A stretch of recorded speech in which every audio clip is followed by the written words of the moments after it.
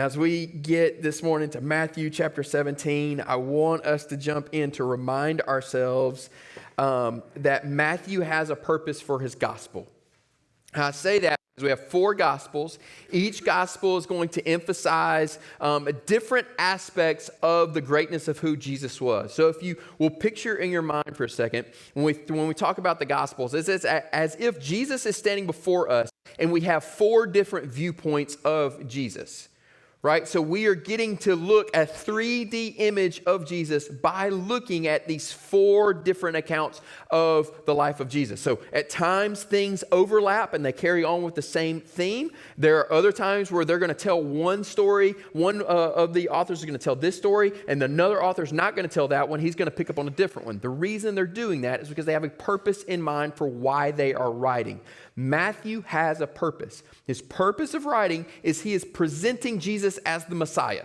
This is what he wants us to understand. The anointed one of the Old Testament that was promised, that was going to come to redeem Israel, but then also set up God's reign on earth as it was in heaven. And so they are all, like Matthew is trying to lift this up. So chapters 1 through 16, verse 20, all of that we talked about last week, that is him, Matthew, presenting Jesus as the Messiah. Once we get to chapter 16, verse 21, all the way through chapter 28, verse 20, he is clarifying what that Messiah is like and what he came to do. This is what he's doing. So the portion that we enter into today in our text, in Matthew, is he has this goal where he is trying to clarify what the Messiah is really like and what he came to do. He jumps into this clarification very quickly in the second half of his gospel. So last week we talked about that Jesus is established. This is what the first part, that he is establishing Jesus as the Messiah. And then Peter confesses this in chapter 16, verse 16. This is the turning point of Matthew's gospel. This is the thing that everything hinges on, is the acknowledgement of Jesus as the Messiah. And then right after that, he turns to begin clarifying what this Messiah is like and what he came to do. And so he immediately enters into 2 clarifications that are important for us to see and to understand about the Messiah. The first thing of clarification that he brings about is this Messiah, Jesus, is going to die.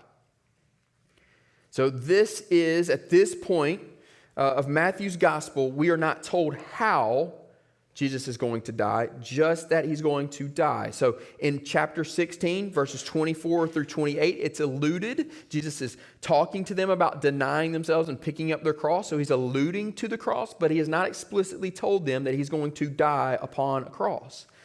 But the thing that is disturbing to them is not just the method, that is disturbing in itself, but it's the simple fact that he's going to die. The fact that the Messiah is going to die is deeply shaking to them. This is why when Peter confesses Jesus as a Christ, right after this, Jesus tells him for the first time in Matthew's gospel that he is going to die. This causes Peter to say, "No, you're not. It's not going to happen. I'm not going to allow that to happen." And Jesus rebukes him because of it. Then again, right before the passage we're about to read, in 17, 22, and 23, Jesus tells them for the second time that he is going to die. And the text says that they are all greatly distressed. It is the same words that are used when Judas betrays Jesus at the Last Supper. So this stirs within them this deep worry, anxiety, fear, because in their minds, the Messiah can't die. How can it be that God's kingdom is supposed to be here on this earth and the one that is going to lead God's reign on this earth as it is in heaven, how can that take place if he's dead? And so when they hear this, that Jesus is going to die, Peter goes, "Absolutely not. All of our hope hinges on you. So I will do whatever I need to do to make sure that you don't die. There's no chance that I'm going to let you die." And Jesus rebukes him in that moment. This is why they freak out, because they have no idea. They don't understand what God is going to accomplish. They can't imagine that. It blows their mind to think that the Messiah could die, because they don't understand everything that God is going to accomplish through him. that not only is he here to rescue Israel, but he's actually here to rescue all people, that he's about to forgive sins for all people and that or pay the sacrifice for all of man's sin. And then he's also going to be able to offer redemption to all people. And he's going to be able to defeat Satan's greatest weapon in death through his resurrection. But they don't see that. And we can't blame them for it. Right? They're piecing this together on their own, trying to understand the greatness of this Messiah that's before them. So this idea that Jesus could die is just foreign. It freaks them out. Now, the second thing that he begins to clarify, so first he's going to die. The second thing that he clarifies about this Messiah, whose name is Jesus, is that Jesus is the Son of God. We enter into chapter 17. There's this moment that's called the Transfiguration. It is at this moment that Jesus takes Peter, James, and John with him. And in that moment, what he does is he allows those three to see more fully the power that he possesses. And he does this in order to establish himself as the person that they should listen to.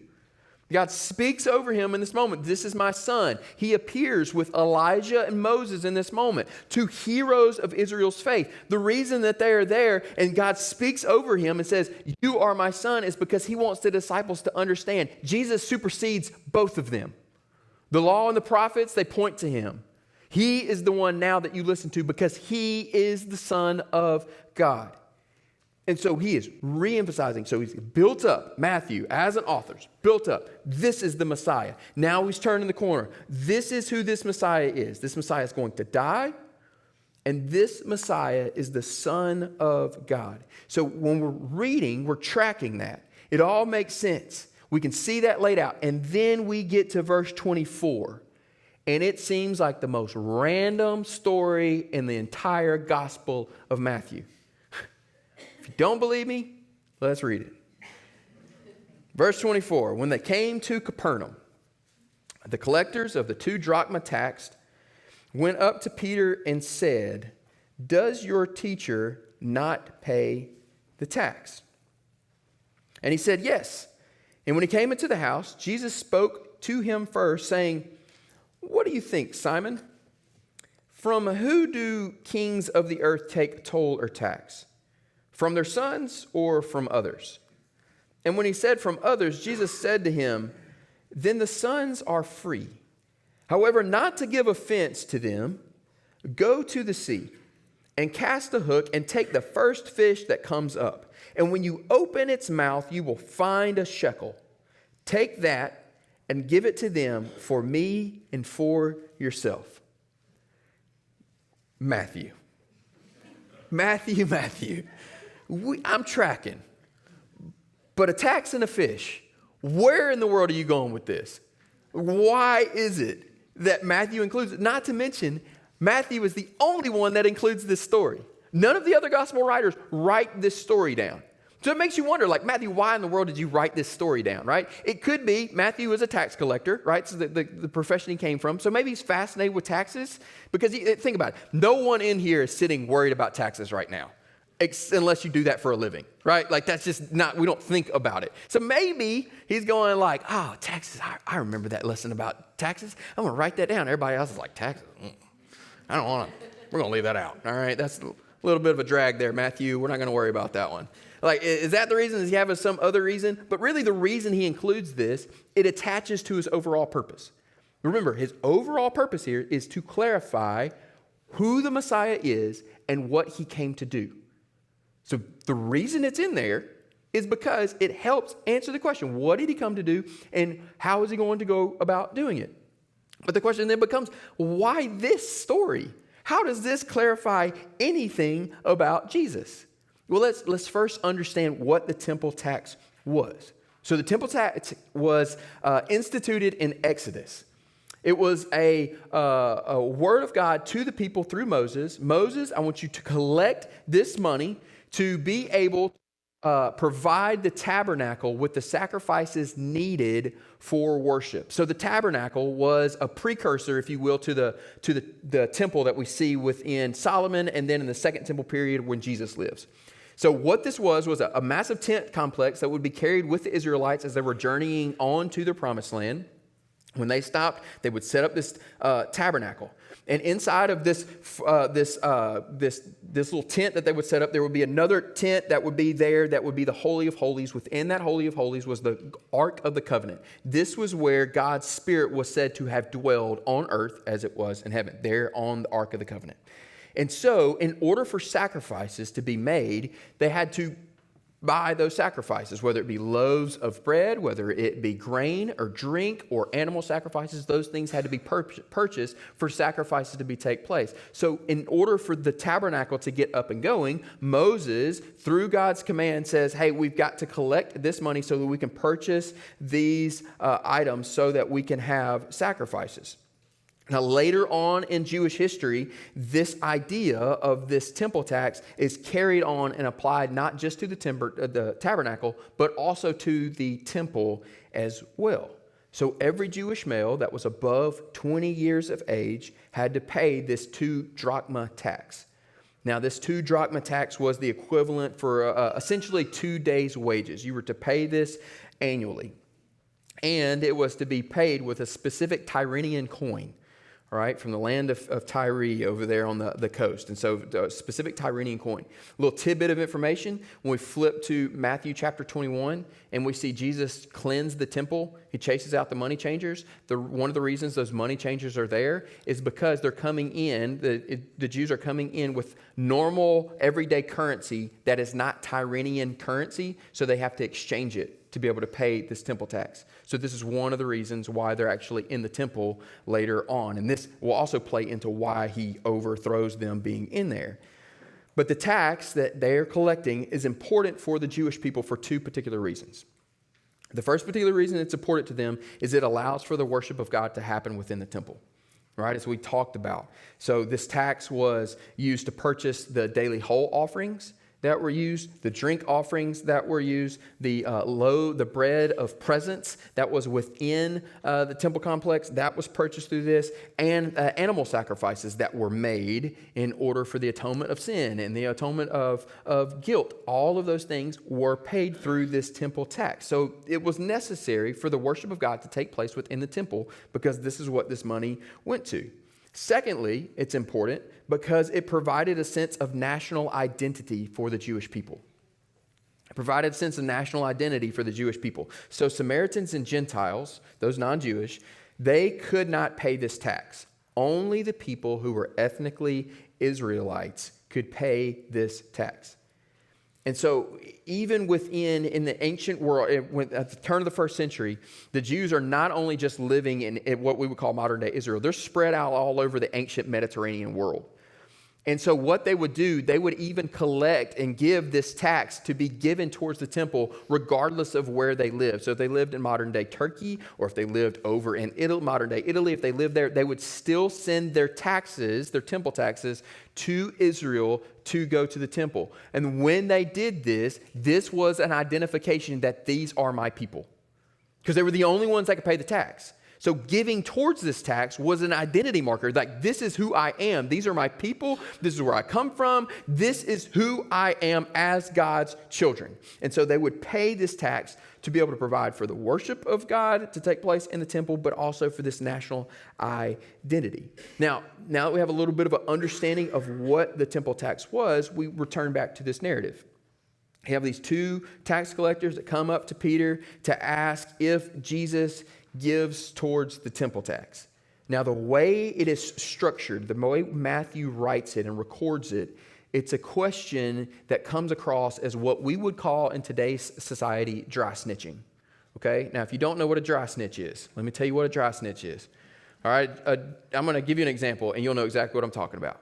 Think back to your high school days. Okay? There was those days where you would gather together. Your teacher would say, hey, you've got this homework. It's going to be picked up tomorrow. I'm going to turn it. You got to turn it in, okay? You go home. You forget that homework was due. You don't do that homework. You show up the next day, sit down in class, and it hits you all of a sudden.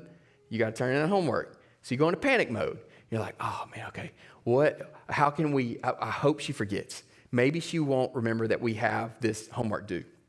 Class goes on, about 5 minutes before the bell rings. She has not said anything about this homework. And you're thinking to yourself, we did it. Like, she's not going to take this up. We're going to be just fine. It's not going to count against me. And then He has somebody who raises their hand, and they say, Miss Pearson, were you supposed to turn in her homework from yesterday? And you and everybody else in the room that didn't do their homework are like, dry snitching. That's what dry snitching is. Okay? You don't outright bust them out like Nate didn't do his homework, so let's ask for it to be taken up. You're just going to ask a general question, and it may happen to apply to half the room. I don't know. Who could say? I'm just going to go and present it out there. What these guys do is they walk up, and they're like, I mean, surely Jesus pays a temple tax, right? And Peter looks and says like, yeah. And the way it is written in response to this in the original language, it's almost like of course he does. Like, why would he not pay tax? Of course he pays this. Of course he does. So he walks back in the room, and it says before Peter even says anything, Jesus, whether he overheard the conversation or because of being God in the flesh, understands already what had taken place. Regardless, he walks back in, and Jesus looks at him and says, Peter, let me ask you something. He goes, if a king is going to tax his kingdom, does he take up taxes from the entire kingdom and his family, or just from the people within the kingdom? And Peter goes, well, he just takes it up from the kingdom. Why would he take it up from his family? That's kind of redundant, right? Like, money's been given to your kingdom, but yet you're taxing your whole family. So why would you do that? So it's just the kingdom. And Jesus says, you're right. The sons in that case are free. Now, what is Jesus trying to get at here? What is he trying to get them to understand? He's pointing back to what he's revealed to them in the Transfiguration. What did he reveal to them at the Transfiguration? I am the Son of God. So technically, Jesus goes, I shouldn't have to pay the tax. Why? Because I'm the Son of God. Family, you just stated it, Peter. We don't have to pay the tax. So why, therefore, should I have to pay the tax? Because I'm the Son of God. So he's trying to get them to make this connection that the temple is God's house, if you will, and he doesn't have to pay the tax because he is God's son. And what's even more striking is that he seems to include Peter in this sonship as well. Because at the end of this this episode, what does he do? He pays the tax for Peter and for himself, which insinuates that he thinks that Peter shouldn't even have to pay this tax, which means that he thinks Peter is also a son of God. And so he lays this before him and says, Peter, like, we don't have to pay that tax, but we're going to pay it anyway. And he goes on to tell him how to pay it in the most crazy way possible. And the way he tells, and he says, the reason I want you to pay this tax, Peter, is because I don't want it to be a stumbling block. I don't want to give offense to anyone. And the reason what Jesus understands is that he knows if he doesn't pay this tax, then it's going to cause people to not believe the message that he is proclaiming.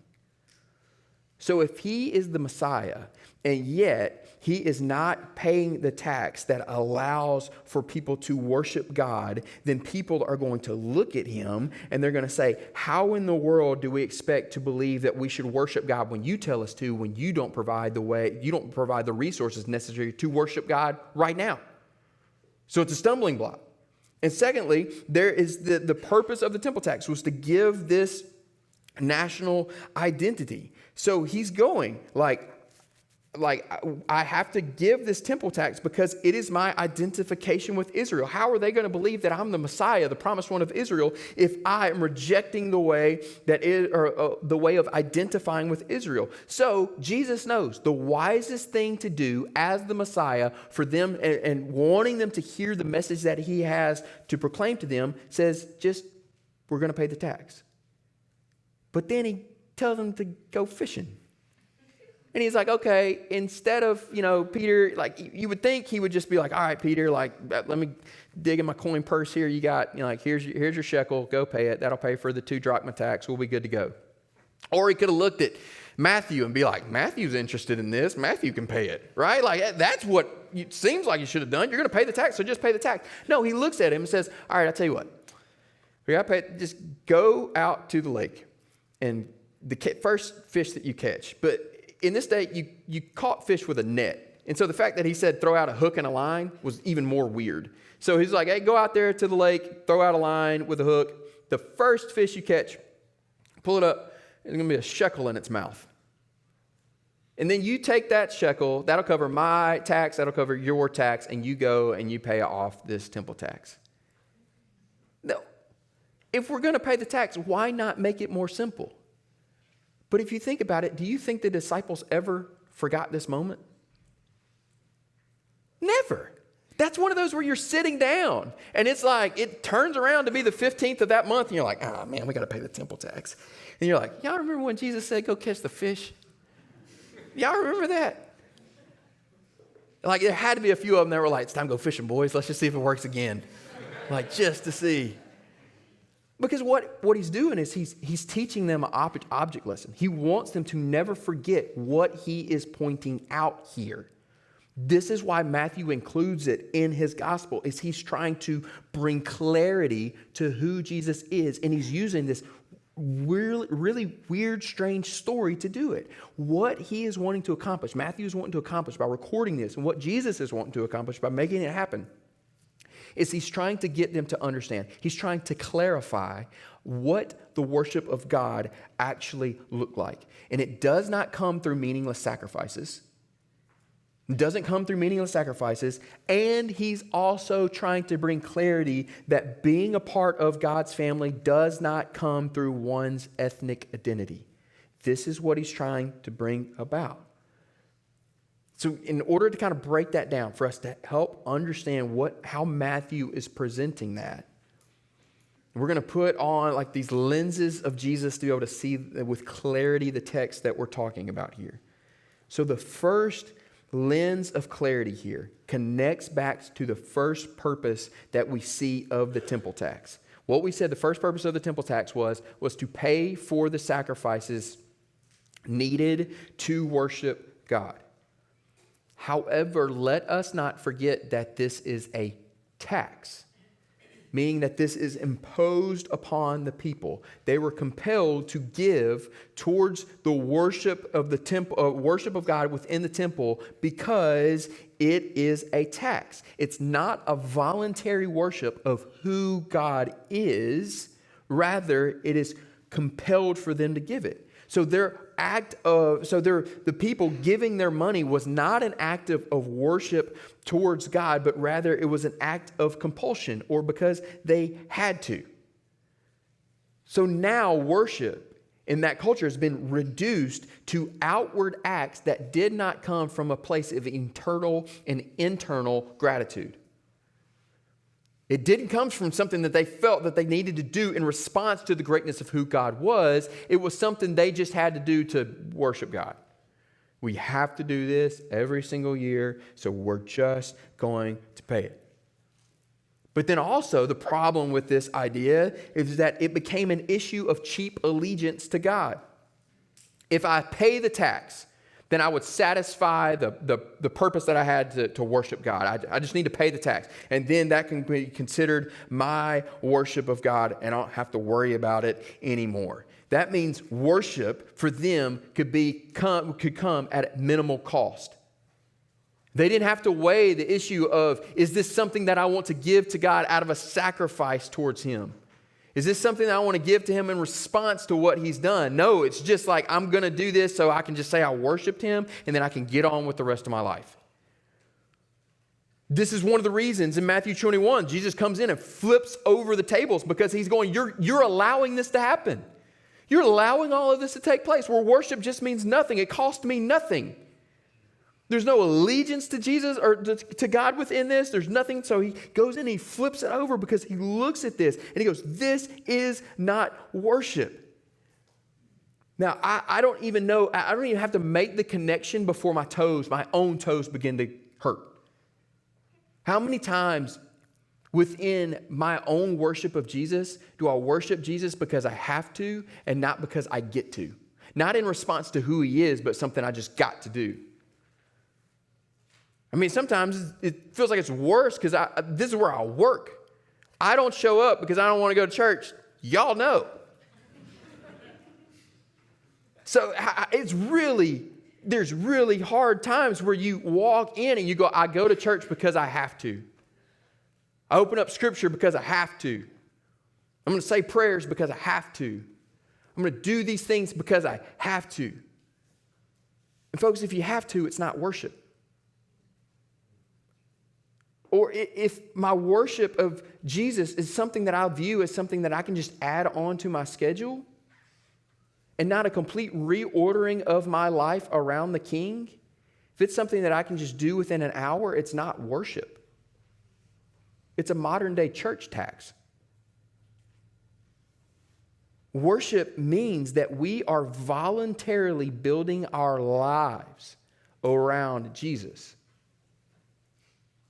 This is what he's bringing clarity to. The Israelites have been doing this for so long. They have forgotten and are confused about what true worship looks like. They're just trying to pacify God by giving this tax so that sacrifices can take place. And Jesus goes, that is not worship. That is a tax. That is not worship at all. You're not doing this voluntarily as an act of worship to God. And he's trying to get them to understand that the worship that's about to take place, at one point in time, the temple's not going to stand anymore. In 70 AD, it's going to get ripped down. It is even said that like in that moment, the Jews begin to freak out because they're going, how in the world can I worship God if the temple's not here? And Jesus is looking at them and goes, worship of God doesn't take place in the temple. It happens here. Worship happens when you follow after me because I am God. This is what worship looks like. This is why I called you out to voluntarily follow after me. This is what I called you to live with me every single day and to be with me, because your worship of God is not something that can be satisfied through a tax or an hour. No, it is satisfied in following me, in worshiping me, building your life around me. This is what worship looks like. Now, the second lens that he brings in, the second lens of clarity also connects back to the temple tax. That the second purpose we said of the temple tax was a marker that you belong to the family of God. You gave the tax. This is an identification that you were an Israelite. Now, Jesus has already said in texts leading up to this point that being in the family of God does not hinge on one's ethnicity. Matthew points this out in Matthew chapter 1, where he includes Gentiles in the lineage of King Jesus. It's a point of pointing that out, is that the family of God is much larger than one's ethnicity. But Jesus brings this out in Matthew chapter 12, 46 through 50. What he talks about there, he is emphasizing once again that being a part of God's family comes through him, comes through Jesus, and not one's ethnicity. That God's family, this is what he's bringing clarity to them, that God's family is filled with people who have trusted in God's Son, that God sent to us to rescue us from our sin and through his life and through his death, and bring us to new life through his resurrection. This is what it means to be in the family of God. The tax that needed to be paid to be a part of God's family wasn't a coin, it was death. The payment of the tax that was over our heads, separated from God because of our sin, the payment of that tax was death. And you and I didn't have to pay the tax. Just like Peter. Peter's there. Jesus, I don't have the money. Peter, go and catch a fish and I will provide it for you in the most ridiculous way possible. In the same way, God looks at us and we say, we long to have worth. We long to belong to a family. We long to be connected with God. And we're going, how do we do that? And he goes, I'm going to do it in the most ridiculous way possible. I'm going to send my Son, who is God in the flesh, and he is going to take your punishment upon his shoulders so that you don't have to pay it, but I will pay it. This is why grace is scandalous. It's because he says, Nathan, you were cut off from me. You were separated from me. You deserve death. You deserve punishment, but I will not make you pay it because there was mercy in my eyes. I will pay the tax for you so that you can be a part of my family. That means every person that calls Christ their Lord in this room, that you are a child of God through Christ. You are a son or a daughter of the King because of what he has done. And now you have a loving heavenly Father who purchased you with a price. And he bestowed upon you sonship, but not just sonship. Romans would bring this out more, that you are an heir to Christ. You're not just a son. The son that's been born fifth down the line. No, you were the first. You were the one that's following the firstborn son and getting all of the riches that are bestowed upon him. You are royalty. So the worship of God that Jesus is trying to get is going, the worship of God does not come through compulsion. It doesn't come through because you have to. Worship of God happens because I am worthy. This is what he's trying to get them to understand. Through this crazy temple fishy tax that he's trying to get them to point out. And he's going, no. There's so much more that I want you to see here. There's so much more. I want you to understand and to know that worship of me means that you are voluntarily building your life around me. So Peter, follow me. Matthew, follow me. John, follow me. Paul, follow me. Nathan, follow me. Because worship means that our lives revolve around him. Our worship of God is not just added into our schedule so we can pacify God and say, look what we did for you. If that was the case, that's a pathetic excuse for a sacrifice in which God said, no, let me give my son. No, worship is building our lives around him. And to know that we have been brought into the family of God through Christ. So we have to pause this morning and put on those lenses of Christ and allow it to correct our vision. Where is it in our lives? Have we begin to think that we are doing things in worship of God because we have to? I have to do this, so I'll do it. I'll have to do that. Maybe in this moment, it's a calling to us to understand that worship of God is not a have to because you're going to pacify God and make him happy. That is not worship. That worship is a voluntary building your life around Christ. There may be areas of your life that are not revolving around Christ. And that may mean that there's this moment where you need to repent of that moment. Repent of that thing. And allow all the things you do to be worship of the King. There may be some of us in here that we've slipped into a cheap allegiance to God or a have-to allegiance to God because we've been following Jesus for, let's say, 60 years. And it's just become a habit for you. It's a good habit. It's a holy habit. But yet you've forgotten that he is worthy of your worship. That what started that habit to begin with is because you were so infatuated with the God that saved you, that brought you forward. So there may be some of us in here that we've been following after Jesus faithfully for a long time, but we've just forgotten that he truly is worthy. And he's going to provide a way for us to be in his family in the most ridiculous way possible through his life, his death, and his resurrection. So as we end this service, I want to read words over you that Paul uses in the book of Romans that come from the book of Hosea. Hosea is one of the prophets of the Israelite people. And within this prophecy that God gives to the Jewish people, there's a proclamation made about Gentiles, you and I. In that moment, Paul brings that passage in Romans chapter 9 to talk about the incredible family of God. And so as we close this morning, I want to read these words over you. So I'm going to ask you to close your eyes, just so you're not distracted by anything that is around, and I want you to listen. I want you to listen to the words of Paul.